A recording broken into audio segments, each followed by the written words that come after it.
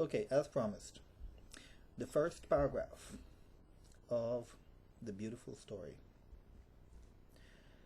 In the beginning, there was integrity, fulfillment, and joy. And all was so well and good with it that it desired to overflow.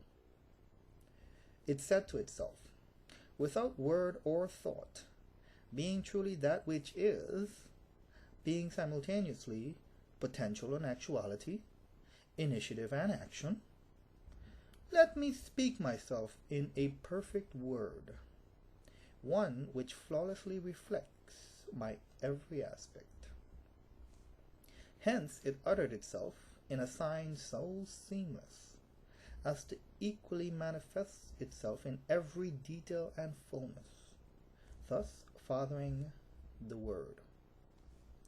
With this origination, yet another essence invariably sprang forth, one which illustrates the infinite and profound attraction between Father and Word, hence the supreme spirit of love.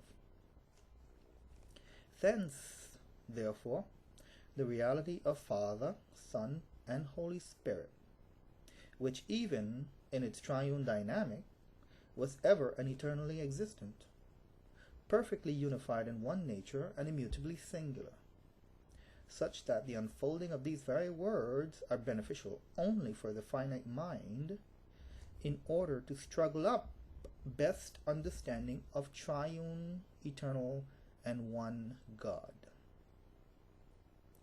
This is the first paragraph, and this paragraph deals with the internal nature of the Trinity. In Genesis, it is written that God said, let us create man in our image. And this is used to refer to the fact that God is triune in nature, almost like a community, three persons in one singular, immutable, that's unbreakable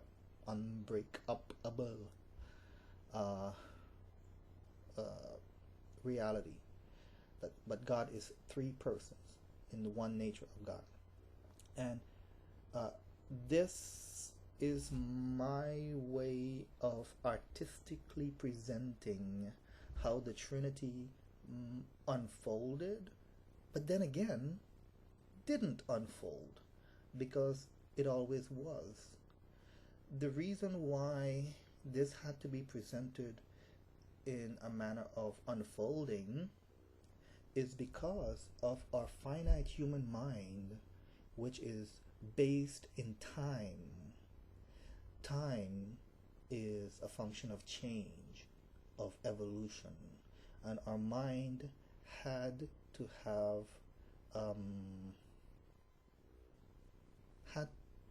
this concept of God's triune nature presented in an unfolding way.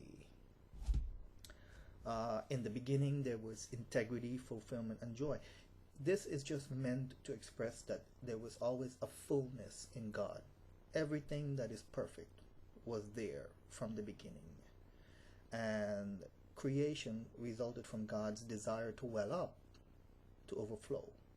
Similar to my my poem on Uncreated, where I'd say, well up, even with the welling up of He that welled you forth, so God created the world, beings, and everything else in order to overflow, because He had such fullness and goodness.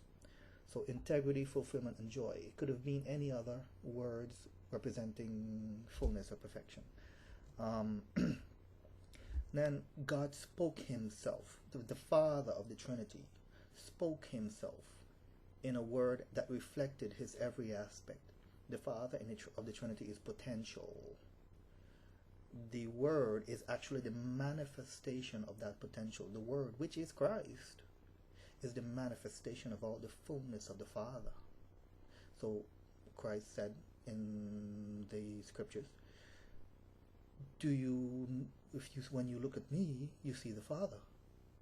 Not that he was saying he is the Father, but that he was saying that he is the manifestation of every fullness in the Father.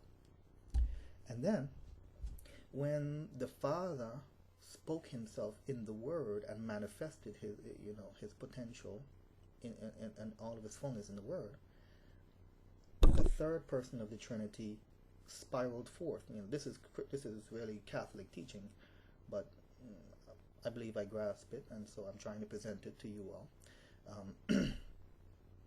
The Spirit of the Trinity spiraled forth to represent that attraction between Father and Word, between the attraction of, the best son that you can have as a father or a parent is one that reflects everything in you perfectly,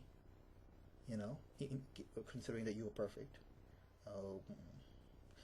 But that love that you would have for your child, that perfectly reflects your will and your desires and everything of you, becomes almost like a third entity, the Spirit. And there is therefore an internal love affair in God. And we, as created beings, are called to partake in that. All of creation is called to partake in this internal love affair of God. This is the great destiny of us all. And I think I'll leave those commentary for the first paragraph. Okay?